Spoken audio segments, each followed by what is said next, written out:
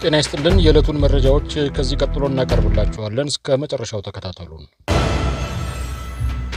ከ5000 በላይ የኢትዮጵያ ዜጎች በአዲሱ የአሜሪካ ውሳኔ ተጠቂ ይሆናሉ። አሜሪካ ከሰሞኑ ለኢትዮጵያውያን ዜጎች ትሰጥ የነበረውን ጊዜያዊ የሕግ ከለላ ማቋረጧ ይታወሳል።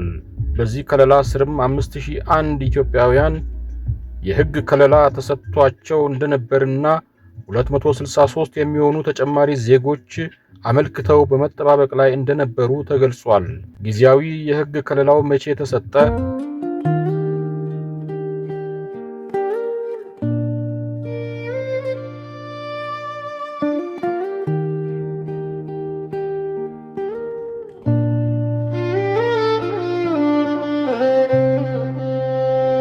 አሜሪካ በፈረንጆቹ ታህሳስ 12 2022 በኢትዮጵያ የነበረውን ግጭት ተከትሎ ለኢትዮጵያ ዜጎች ጊዜያዊ የሕግ ከለላ መስጠት የጀመረች ሲሆን በሚያዝያ 2024 ዳግም ተራዝሞ ነበር። የጊዜያዊ የሕግ ከለላው ለምን ተነሳ? አሜሪካ ውሳኔው ከመተላለፉ በፊት ከሚመለከታቸው የራሷ የመንግስት ተቋማት ጋር ንግግር በማድረግ የኢትዮጵያ አሁናዊ ሁኔታ መገምገሙን አንስታለች። በግምገማው የተዳሰሱ ነገሮችም በኢትዮጵያ ውስጥ እየተካሄደ ያለ ግጭት ስለመኖሩ፣ ይህ ግጭት በመኖሩ ግለሰቦች ቢመለሱ የሚያጋጥማቸው የደህንነት ስጋት ስለመኖሩ፣ የኢትዮጵያ ዜጎች ወደ ሀገራቸው እንዳይመለሱ የሚያደርግ ከአቅም በላይ የሆነና ጊዜያዊ ችግር ስለመኖሩ፣ የኢትዮጵያ ዜጎች በጊዜያዊነት በአሜሪካ ቢቆዩ የአሜሪካን ብሔራዊ ጥቅም ስለመጻረሩ፣ ከግምገማው በኋላ በኢትዮጵያ ያለው ሁኔታ እየተካሄደ ያለ ግጭት የተመላሽ ኢትዮጵያውያንን የደህንነት ስጋት ውስጥ ይከታል የሚለውን መመዘኛ እንደማያሟላ ተቀምጧል። አሜሪካ በ2022 በትግራይና ኦሮሚያ ክልሎች የነበሩ ግጭቶች ይህ የጊዜያዊ ከለላ እንዲሰጥ ምክንያት ነበሩ ስትል የትግራዩ ጦርነት በሰላም ስምምነት መቋጨቱንና በኦሮሚያም ከኦሮሞ ነጻነት ሰራዊት አካል ጋር ክልሉ የሰላም ስምምነት መፈራረሙን፣ ታጣቂዎች መግባታቸውንና ከስምምነቱ በኋላ ግጭት መቀነሱንም አንስታለች። አሜሪካ የትግራዩ ጦርነት ሲገባደድ በአማራ ክልል ግጭት መቀስቀሱን ጠቅሳ በመንግስትና ፋኖ መካከል ያለው ግጭት መቀስቀሱ ንጹሃን ግን ጥቃት የደረሰባቸው እንደሆነ ሪፖርቶች እንደሚያሳዩ አንስታለች። አሜሪካ ኢትዮጵያ ትኩረቱን መሰረተ ልማትና የሰብአዊ ልማት ግንባታ ላይ ያደረገ የ33.7 ቢሊዮን ዶላር ታሪካዊ በጀት ማጽደቋን አንስታ እነዚህ ማሻሻያዎች የተመላሽ ኢትዮጵያውያንን ደህንነት ስጋት ውስጥ የሚከት ነገር እንደሌለ ያሳያሉ ብላለች። የውስጥ መፈናቀሎች ቀንሷል ያለችው አሜሪካ የምግብና ማህበራዊ አገልግሎቶች መሻሻላቸውን፣ ለዚህም ማሳያው አሜሪካ ራሷ በሰሜን ኢትዮጵያ ወጥ ሰጥ የነበረውን የምግብ ድጋፍ ፕሮግራም ለጣምራው ኮሚቴ ማስተላለፏን አንስታለች። ከ2022 እስከ 2025 ድረስ 2147 የኢትዮጵያ ዜጎች ወደ ኢትዮጵያ ለመመለስ የጉዞ ሰነድ መጠየቃቸውንም በጥሩ ጎን ተመልክቻለሁ ብላለች። ከቪዛ ጊዜ በላይ መቆየትን በተመለከተ አሜሪካ ምን አለች? አሜሪካ በ2024 የኢትዮጵያ ዜጎች ከፍተኛ የሆነ ከቪዛ ጊዜ በላይ የመቆየት ምጣኔ ነበራቸው ብላለች።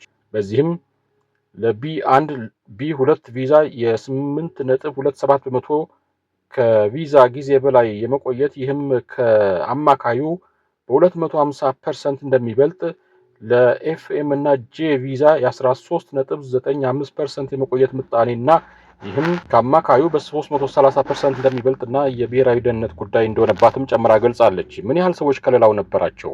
የአሜሪካ የሀገር ውስጥ ደህንነት ቢሮ 5001 የኢትዮጵያ ዜጎች ይህ ከለላ ጸድቆላቸው ተጠቃሚ እንደነበሩ ሲገልጽ እንደ አለፈው ህዳር መረጃ ተጨማሪ 263 ሰዎች ይህንን ከለላ ለማግኘት ጥያቄ አቅርበዋል። በአውስትራሊያ ከ16 ዓመት በታች የሆኑ ልጆች የማህበራዊ ሚዲያ እንዳይጠቀሙ እገዳ ተደረገ። ሀገሪቱ እንደ ቲክቶክ፣ ኢንስታግራም፣ ዩቲዩብ፣ ፌስቡክ እና ሬዲት ባሉ መድረኮች ላይ ታዳጊዎች የማህበራዊ ሚዲያ አካውንቶች እንዳይኖራቸው የሚከለክል ህግ ተግባራዊ አድርጋለች። የማህበራዊ ሚዲያ ኩባንያዎች ይህንን አዲስ ህግ ካላከበሩ እስከ 49.5 ሚሊዮን የአውስትራሊያ ዶላር ቅጣት ይጠብቃቸዋል። የሀገሪቱ መንግስት እገዳው ከማህበራዊ ሚዲያ አጠቃቀም ጋር በተያያዘ በታዳጊ ልጆች ላይ የሚደርሱ ስጋቶችን ለመቀነስ ያለመ ነው ብሏል።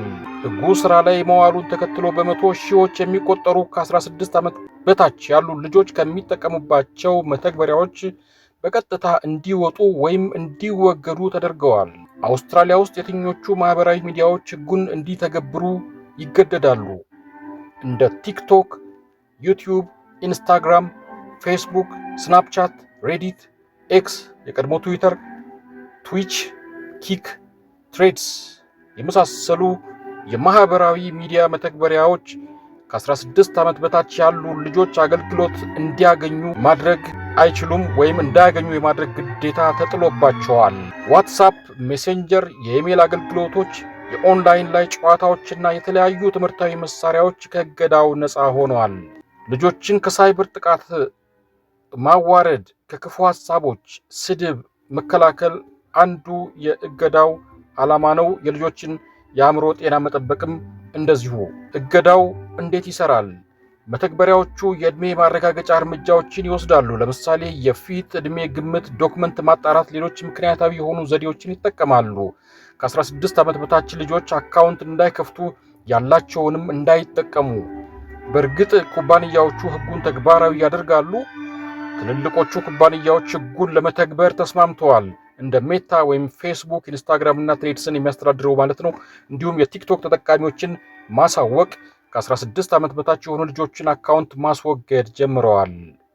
ኤክስ ወይም ትዊተር በይፋ እንዴት ተግባራዊ እንደሚያደርግ አልገለጸም። ነገር ግን ኩባንያው ሕጉን የግድ ተግባራዊ እንዲያደርግ በመንግስት በዝርዝር ከተቀመጡት የማህበራዊ ሚዲያ ኩባንያዎች መካከል ነው። ኒውዚላንድ፣ ዴንማርክ እና ማሌዥያን ጨምሮ በርካታ የአውሮፓ ሀገራት መንግስታት የአውስትራሊያን አካሄድ ለመተግበር እያጤኑ ነው። አውስትራሊያ ከ16 ዓመት በታች በሆኑ ልጆች ማህበራዊ ሚዲያ እንዳይጠቀሙ በሕግ የከለከለች ቀዳሚ ሀገር ሆናለች።